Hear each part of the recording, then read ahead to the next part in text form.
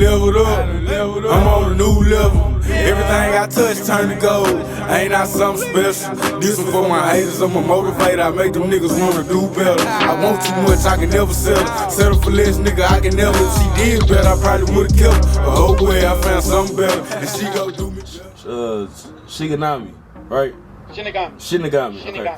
Who is Shinigami, man? You know, the outside of fighting. What do you do like outside of fighting? What's your hobbies? Other than training to fight, I like to play video games. I haven't drawn in a while, but sometimes I draw stuff. I wrote a novel. I'm trying to get it published. I got to polish it up a little more, but I'm working on that. You know, pretty much it. Travel when I can afford it, or even if it's just like little walking around the desert. How old are you? Exploring the desert. How old am I? I'm 34. 34. All right. Just turned 34 in March. Happy belated, brother. Brother? Have you fought in any other organizations other than Street Beefs? Full contact? No. Other than Street Beefs, I've just done sport karate tournaments where it's like just like point sparring, no knockouts. I've done kata competitions. I mean, you can see some of the trophies behind me. I've done some jiu-jitsu tournaments. I got medals. I got trophies. I do have a belt from one of the MMA sparring divisions. That's dope. From 2019. All right. Tell me, man, who inspires you most as a fighter?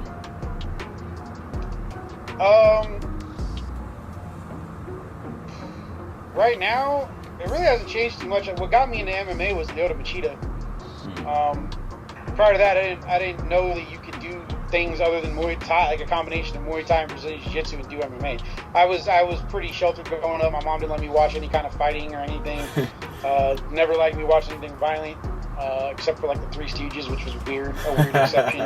Couldn't watch Looney Tunes. I was too violent, but I could watch Three Stooges. I never understood it. To this day, I don't understand it. But so I never saw the old UFCs, so I didn't know the history of MMA. I'd seen a couple episodes of The Ultimate Fighter at my uncle's house, and everyone was talking about Muay Thai and BJJ. So one night I'm just channel surfing through, and I see Ultimate UFC or whatever on Spike while I'm channel surfing. Where they were showing fights that already happened, just like from different events. And I just happened to channel surf past it when Lyoto Michida was rocking out, and I heard Shotokan Karate, and I was like, wait, what? So I flipped back and watched the fight. It was him versus Sokaju. And after that, I was like, okay, so you can do karate and do this. And then this karate tournament in Vegas that happens twice a year announced that they were having an MMA division starting in 2008. So I kind of started training for it so I could do it in 2009, and I went to the 2009 winter tournament and did it. And I lost pretty bad. I got armbarred. I didn't know how to escape an armbar yet. I was like, I've been learning a bunch of ground stuff, and the one thing I hadn't learned yet was how to escape an armbar. Hey, that's crazy. I've always said, man, to do any type of MMA, I know boxing, you know what I'm saying? I feel like to do MMA, you got to be built different. You got to be willing to take it there. Once you get a bone broke or anything like that, you'll never be the same, man. So, like, what you think give you that extra drive? Some people might, man, I'm cool with kickboxing, or I'll do Muay Thai. You know what I'm saying? But when it comes to MMA, it's everything. You know what I'm saying? What you think give you that extra edge? Well, what drove me to try to do that MMA division in the first place was, I'm sure you've seen a bunch of karate movies, where they have tournaments or whatever, like Karate Kid or like Best of the Best, and they're doing throws and takedowns and stuff. Yeah. You can't do that in real karate tournaments anymore, anyway. I stopped doing that before I ever started training. So I tried to do that MMA division so I could use some of the cool takedowns and stuff we learned in Kempo, Kempo Shotokan. And, after that, I picked up more ground game and everything. Like, I like having all of my options available. Mm-hmm. I like having more options. I don't want to just be stuck in punching and kicking, because that's a good way to get a concussion and have brain damage forever. And two, it's too limited.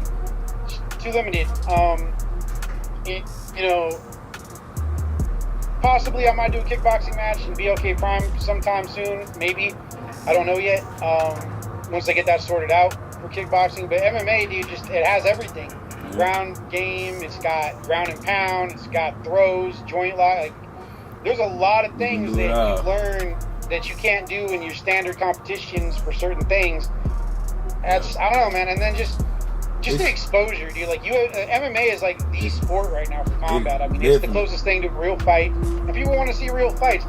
Boxing's dead. Look at it, it's a circus, dude. Yeah. It's on its last leg as a circus with Jake Paul and Logan Paul fighting Mayweather, and just Mike Tyson coming out of retirement to fight Roy Jones, old and retired. Like, no disrespect to Mike Tyson, dude's a legend. I've watched some of his boxing matches on YouTube back. Like, dude was a monster. Man.